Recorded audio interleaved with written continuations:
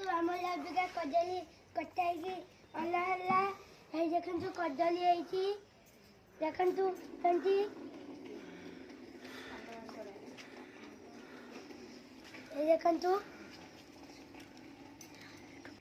ବିନା ସାରରେ ଏ କଦଳୀ ଦେଶୀ କଦଳୀ ଆକୁ ଅବିକା ଫେଣା କରାହବ। ଏଇଠି ଏଇ ଦେଖନ୍ତୁ କଦଳୀଟା ହେଇ ଦେଶୀ କଦଳୀ ଦେଖ କେମିତି ଛଣା ହଉଛି। এই দেখন্তু কেମିତି ଫେଣା କରାହବ। ଦେଖନ୍ତୁ ପୁରା କଦଳୀଟା ଦେଖନ୍ତୁ, ଏଟା ଦେଶୀ କଦଳୀ ସବୁ ଯାକ ଖିଆ ହବ। ମୁଁ ଫେଣା କରୁଛି ମାନେ ମୁଁ ସବୁ ଯାକ କଦଳୀ ଖାଇବି। ଆପଣ ଏଇଟା ଦେଖୁଥାନ୍ତୁ। ଦେଖ ଗୋଟେ ଫେଣା ବାହାର କରାଗଲା। ଦେଖନ୍ତୁ କୋଉ ଭଳିଆ ଦେଶୀ କଦଳୀ ଏମିତି କରନ୍ତୁ, ମଜା ନିଅନ୍ତୁ, ବାଇରେ କରିକି ଖାଆନ୍ତୁ। ସବୁ ଗଛ ବାଇରେ ଅଛି। ଦେଖନ୍ତୁ କଦଳୀ କେମିତି କେମିତି ଖିଆ ହଉଛି। ଦେଖ କଟା ହେଇକି ଥୁଆ ହଉଛି, ଦି ଫେଣା ବାହାରିଗଲା।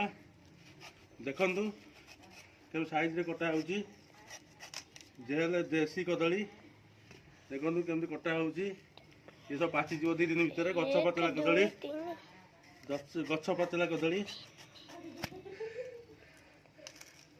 ଦେଖନ୍ତୁ କେମିତି କଟା ହଉଛି।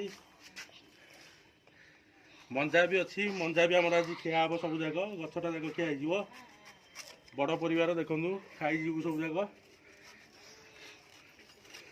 ବିକ୍ରି ନାହିଁ ଦେଖନ୍ତୁ ନା, ବାପା ତାଙ୍କର ବିକି ଦେଉଥିଲେ। ଦେଖ ଆମେ ଯେଉଁ ଗଛ ମୁଁ କାଟୁଛି ତାକୁ ବିକ୍ରି ନାହିଁ। ମୁଁ ସବୁ ଯାକ ଖାଏ। ଲାଇଭରେ ବି ଦେଖିପାରିବେ ମଞ୍ଜା କେମିତି ଖାଉଛି ବୋଲିକି। ବାପା ସିନା ସବୁ ବିକି ଦେଉଛନ୍ତି, ସମସ୍ତେ ଭାବୁଛନ୍ତି ବିକି ଦେଉଛନ୍ତି ବୋଲିକି।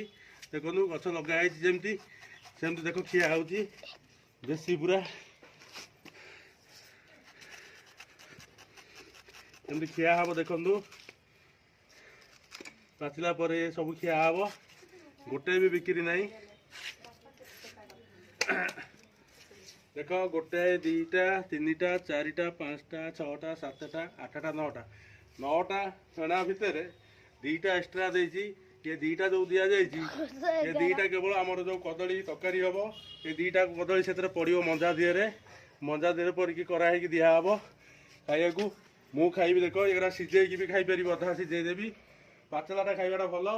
ଦେଖ କଟୁରେ କଟା ହେଲା, ଗଛ କଟା ହେଇକି ଆସିଲା ପରେ ଦେଖ ଦାଆରେ ବି କଟା ହେଲା। ମାନେ 2ଟା ଅସ୍ତ୍ର ଲାଗିଲା ଗଛକୁ କାଟିବା ପାଇଁ। ଭିଡ଼କୁ ଦେଖ ଗାଡ଼ିଆ ଭିତରୁ ଟାଣିକି ଆଇଲି। ଗାଡ଼ିଆ କରରେ ଗଛ। ଦେଖନ୍ତୁ ଦେଶୀ କଦଳୀ, ଗୋବର ତଳେ ଗଛ ମୂଳେ ଗୋବର ଦିଆ ହେଇକି ଦେଖ କେମିତି ହେଇଛି କଦଳୀ କାନ୍ଦି। ଖାଇବାକୁ ବଢ଼ିଆ ଟେଷ୍ଟ। ଗୋଟେ ପୁଅ ଖାଇସାରିଲାଣି ଆମର। ଗଛ ପାଚିଲା କଦଳୀ, ଗଛରେ ପାଚିଲେ ଖିଆଯାଏ, କୌଣସି କେମିକାଲ ଦିଆଯାଏ ନାହିଁ। ଦେଖନ୍ତୁ